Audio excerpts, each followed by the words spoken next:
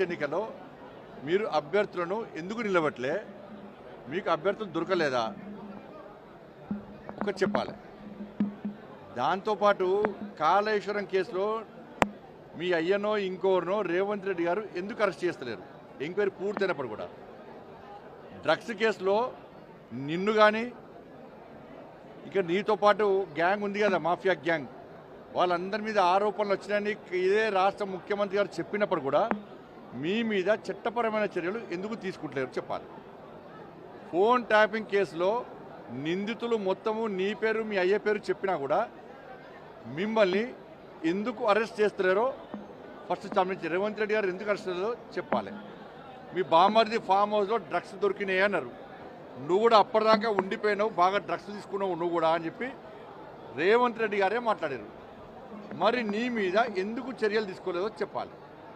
ఈ formula race కారే ఉన్నది. దాని మీద నువ్వు సుప్రీంకోర్టు పోయినావు, హైకోర్టు పోయినావు. కోర్టు మొత్తం క్లియర్గా చెప్పేసింది, ఏమన్నా చేసుకోవచ్చని నీ పిటిషన్ కొట్టేసింది. మరి నిన్ను ఎందుకు అరెస్ట్ చేస్తున్నాడు రేవంత్ రెడ్డి గారు చెప్పాలి. ఇప్పుడు కాంప్రమైజ్ ఎవరైతున్నారు? కేఆర్ బ్రదర్స్ ఎవరు? మీరిద్దరు. నీ దొంగ నాటకాలు పనిచేయి. నీ బతికేంది నువ్వేంది? ఏదో బిచ్చ బతుకునేది. ఇంకా హాకారం పోలే నీకు. బిడ్డ నన్ను ఇంకొకసారి అంటే నీ బండారం అంతా బయట నీ మొత్తం నీ చరిత్ర మొత్తం బయటపడతా. మొత్తం డాటా నగరం. నువ్వు సవాల్ చేయనాను. ఇప్పుడు నా సవాల్ చేయి, చరిత్రకు సిద్ధమని చెప్పాను. నీ చరిత్ర బయట పెట్టడానికి నేను సిద్ధము. పర్సనల్గా పోవద్దనే పోతలేను. నువ్వు నా సవాళ్ళకి సిద్ధమా చెప్పు, నీ బయట పడతా. నేను లీగల్ నోటీస్ ఇచ్చినావు, పిరికి పందలకి పారిపోయిన పిరికి పందవు నువ్వు. అసలు నీ అయ్య లేకుంటే నీ కుక్కల దగ్గర మళ్ళీ చెప్తున్నా, కేసీఆర్ అనే వ్యక్తి కాదు అన్నురా. రాళ్ళు చెప్పుతో కొడతాను నేను. అమెరికాలో ఉండి చిప్పలు కడిగినోడివి. నీకు తెలంగాణ ఉద్యమం తెలియదు. దెబ్బలు తిన్నది మేము, కేసులు భరించేది ఇక్కడ పేదోళ్ళు.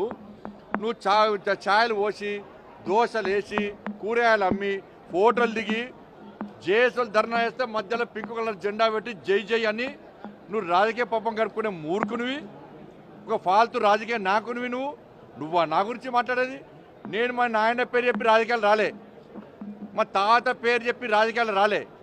డైరెక్ట్ ఎన్నికల్లో పోటీ చేసి గెలిచి నమ్మిన సిద్ధాంతం కోసం మొదటి నుంచి ఫైట్ చేసి కేసులు భరించి జైల్లోకి పోయి లాఠీ దెబ్బలు తిని వచ్చిన కార్యకర్తలు, సామాన్య కార్యకర్తలు నేను. నువ్వేం చెప్పు? మీ అయ్యా ఉద్యమకారులకు చలామణి అయితే ఉద్యమం తీవ్రంగా నడుస్తున్న సమయంలో నువ్వు దోషాలు వేసి ఫోటోలు దిగి ఉద్యమకారులుగా నటించి అమెరికాలో చిప్పలు కడుగుతున్నా నువ్వు. రాజకీయ నాయకుని అవతారం ఎత్తి నీకు ఏం తెలియకుండా ఏం లేకున్నా వచ్చి అక్కడ మహేందర్ రెడ్డి గారి టికెట్ నీకు ఇప్పిస్తే నువ్వు తీసుకొని అక్కడ మోసం చేసి నువ్వు నీ కుటుంబం అందరు రాజకీయ మీ పార్టీని నమ్ముకొని టీఆర్ఎస్ పార్టీ నమ్ముకొని వచ్చినటువంటి ఈ శోభకరంలో మోసం చేస్తావు నువ్వు. ఇట్లా అందరినీ మోసం చేసి నువ్వు ఎమ్మెల్యేవా, నీ చెల్లె ఎమ్మెల్సీ ఎంపీ, మీ బామర్దో ఎమ్మెల్యే, మీ సటకుడు కొడుకో వియ్యంకుడు కొడుకో ఆయన ఎంపీ. ఎవరు మిగిలిరుగా? ఉద్యమకారులందరినీ పక్క పెడుతుంది. నిజమైన ఉద్యమకారులకు టికెట్లు ఇవ్వకుండా నీ కుటుంబాలకు టికెట్లు ఇప్పించుకొని ఇవాళ మేము పోటీగాలం మీద తోపుగాలం వాడితే రాళ్లతో కొడతారు. నువ్వేం చెప్పరాదు, నీకేం చేయాలి చెప్పరాదు. పెద్ద అవినీతి పరువు నువ్వు అవినీతి పడలే, రేవంత్ రెడ్డి అవినీతి పడలే. ఈ ప్రభుత్వం కంటే గత